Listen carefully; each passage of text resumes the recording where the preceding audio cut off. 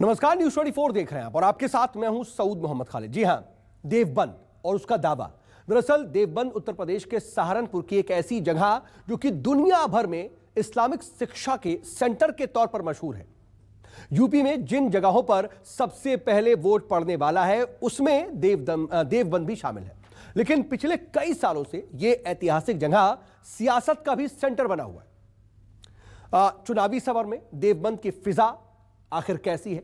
जनवरी की सर्दी में यहां पर कितनी ज्यादा सियासी गर्माहट देखने को मिल रही है? और देवबंद का दावा, दर्द और सियासी दवा क्या है? इनकी सबकी ग्राउंड रिपोर्ट तैयार की हमारे संवाददाता संजीव त्रिवेदी ने, जिसे आपको भी देखना चाहिए।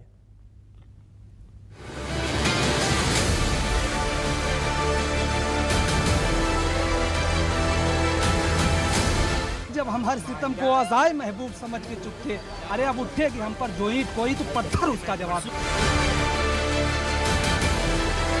न हिंदू बदला है न मुसलमान बदला है, सब एक जैसे हैं। सिर्फ सियासत का अंदाज बदला है। बीजेपी से ज्यादा खतरनाक है ये कांग्रेस है, ये बसपा है, ये सपा है।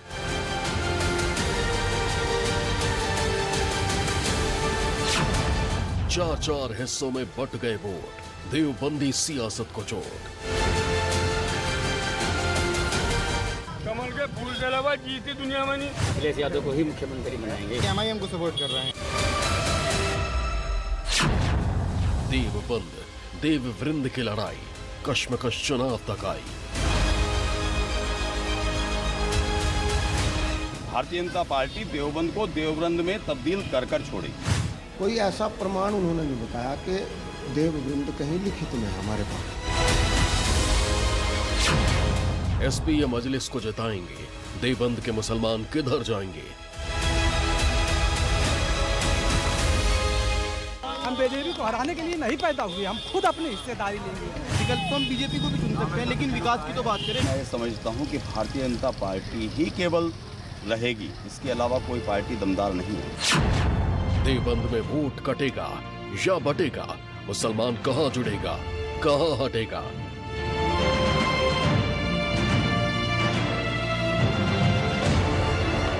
अब ध्रुवीकरण ये हुआ, अखिलेश भैया के दिमागों पर पर्दा ऐसे डाल दिया जैसे मुजफ्फरनगर में कोई टिकट ही नहीं, मुस्लिम टिकट। पिछली बार हमारे मुसलमान 2-3 खड़े हो गए थे, उनको हमने कोई इधर बट गया, कोई इधर बट गया, अब के बढ़ने वाले। त्रिपुर सुंदरी से दारुल उलूम, कौन जीत रहा कर लो मालूम।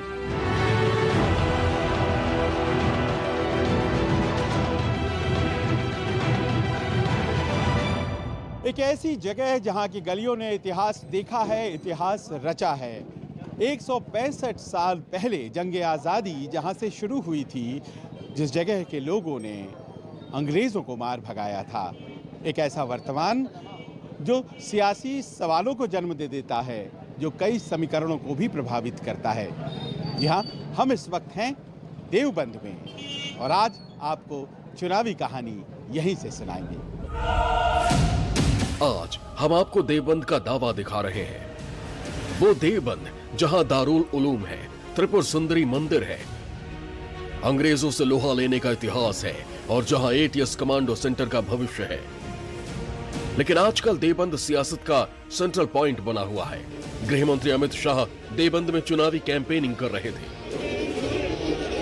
ये कैंपेनिंग डोर टू डोर हो रही थी, लेकिन अमित शाह के इस कार्यक्रम में अचानक भीड़ बढ़ती चली गई। कोरोना को देखते हुए चुनाव आयोग की गाइडलाइंस आड़े आ गई और अमित शाह को अपना दौरा बीच में ही रोकना पड़ा। इसी से समझ आता है कि सहारनपुर जिले का देवबंद सियासी नजरिए से कितना एक्टिव और संवेदनशील है। अब इसी देवबंद से सबसे गहरी ग्राउंड रिपोर्ट देखिए। देवबंद के बाजारों में तड़के सवेरे बड़ी बड़ी जलेबी छनती है।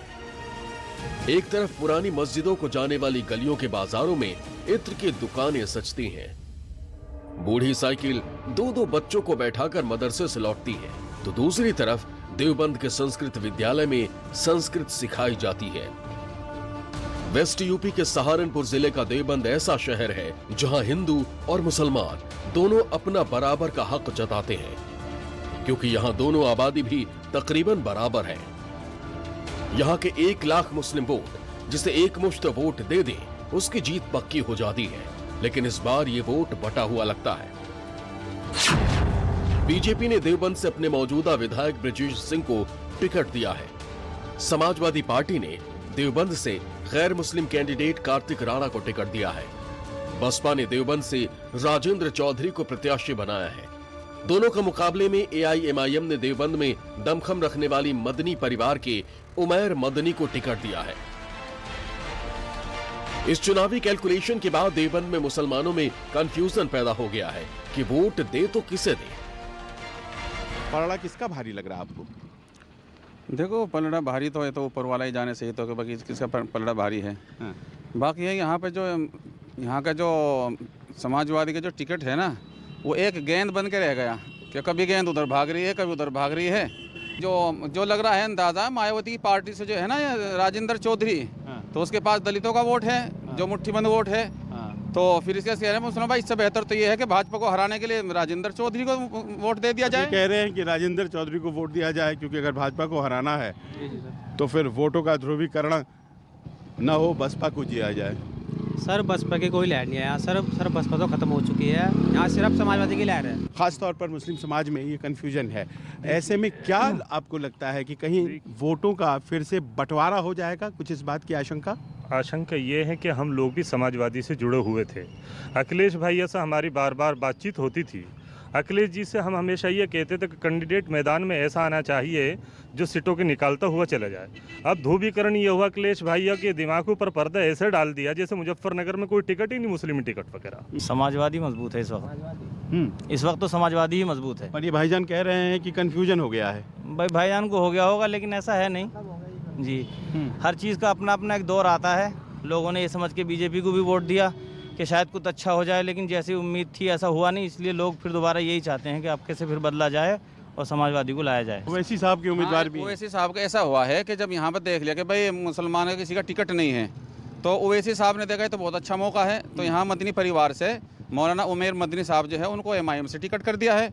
और इससे जो है ना, अगर वो समझोगे को दावत करे वो जीत का, क्योंकि 1,20,000 वोट है यहाँ देवबंद सीट पे मुसलमान होगा और मुसलमानों का वोट मिलेगा और दूसरी बिरादरी का भी उनको वोट ज़रूर मिलेगा, क्योंकि मदनी परिवार है, बड़ा परिवार है, सरदार और असर का परिवार है। तो इस वजह से अगर वो तो जीत का दावा कर लेगा, नहीं भी जीत रहा है तो फिर इससे मुस्लिम वोट बहुत कट जाएगा, तो फिर तो भाजपा आएगी इस तरीके से। देवबंद का पुराना इतिहास है। वो साल 1866 का था जब देवबंद में मदरसा इस्लामिया अरेबिया स्थापित किया गया, जिसका नाम कहलाया दारुल उलूम। ये दरअसल एक इस्लामी शिक्षा केंद्र के तौर पर था, लेकिन असल मकसद अंग्रेज़ों के खिलाफ राष्ट्रवादी संघर्ष करना था। दरअसल ये एक फौजी छावनी थी जो अंग्रेज़ों के खिलाफ काम कर रही थी और जिसका मकसद था अंग्रेज़ों को इस इलाके से दूर भगाना। यहीं से आंदोलन शुरू हुआ जो कहलाया तहरीके रेशमी रुमाल। देवबंद का दारुल उलूम दुनिया में इस्लामी शिक्षा का दूसरा सबसे बड़ा केंद्र है। यहाँ से सुन्नी इस्लाम के हनफी पंथ के देवबंदी विचारधारा निकलती है। दारुल उलूम देवबंद का कनेक्शन आजादी की पहली लड़ाई से भी है। दारुल उलूम देवबंद की आधारशिला 30 मई 1866 में हाजी आबिद हुसैन और मौलाना कासिम नौनौतवी ने रखी थी।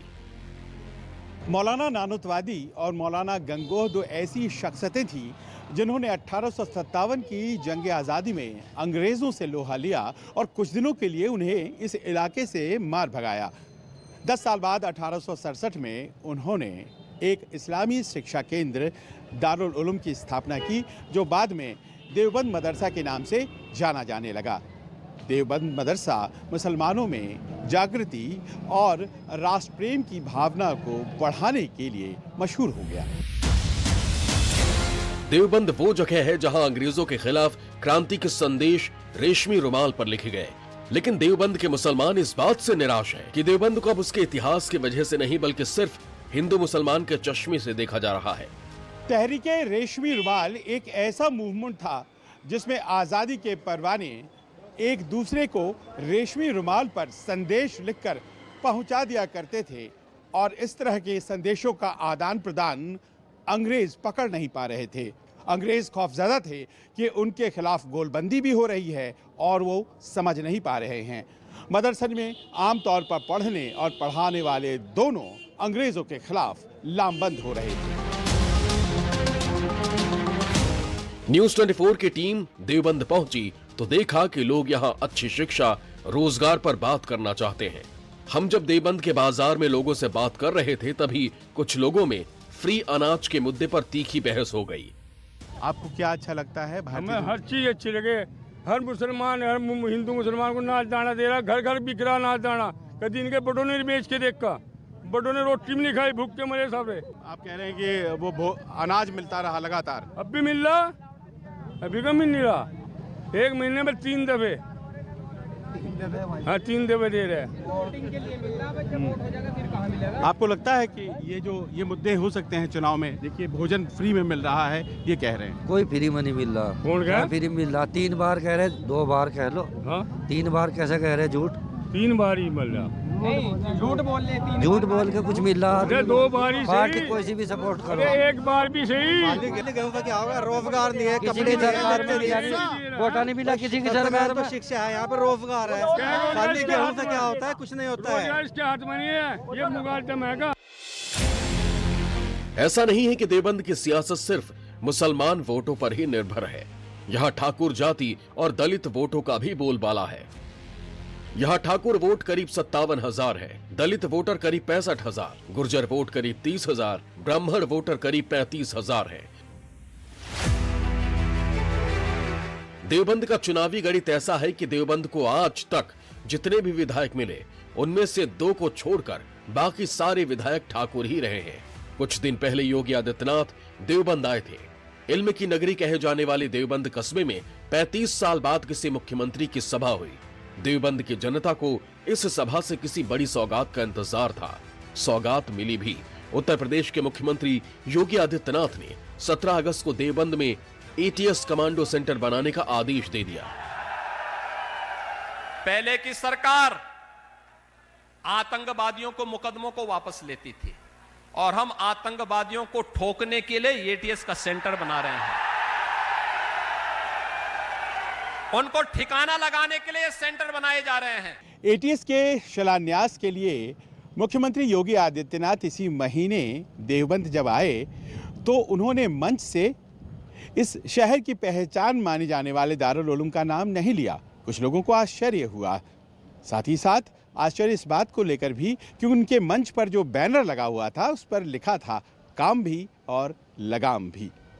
यहाँ इस मिजाज के साथ आप पाते हैं लोगों को कि वे कहते हैं कि देखिए ऐसा है कि हमें अपने उम्मीदवारों से बहुत ज़्यादा मतलब नहीं है क्योंकि हम लखनऊ की तरफ देख रहे हैं।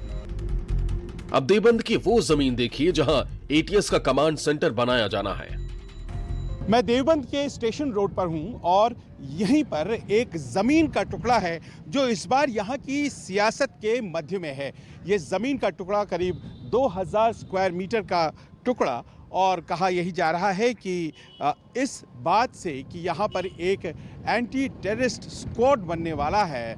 बहुत से लोग खफा हैं, बहुत से लोग खुश हैं। इस anti terrorist squad training centre की बात यहाँ रखी योगी आदित्यनाथ ने जब वो 4 जनवरी को यहाँ आए थे और उन्होंने कहा 56 कमांडो हमेशा तैनात मिलेंगे यहाँ जो किसी भी आतंकी को ख़त्म करने के लिए हमेशा मुस्तैद रहेंगे। इसके अलावा करीब 150 लोगों को यानी कि कमांडोज यहाँ पर ट्रेन किए जाएंगे। देवबंद के आधे लोग एटीएस कमांड सेंटर को देवबंद के लिए गिफ्ट मानते हैं तो आधों को लगता है कि इसकी यहाँ जरूरत नहीं थी।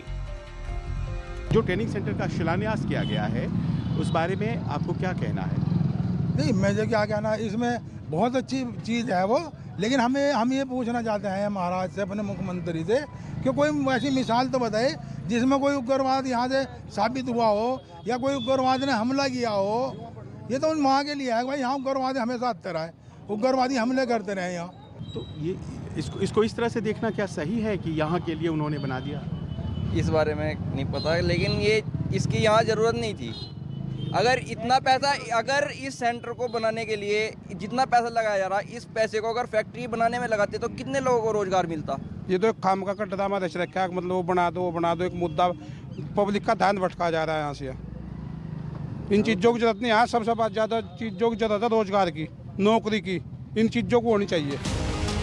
देवबंद में एक और बड़ा मुद्दा है भारतीय जनता पार्टी के इरादों में देवबंद का नाम बदलकर देववृंद करना शामिल है। देवबंद का नाम देववृंद होने जा रहा है।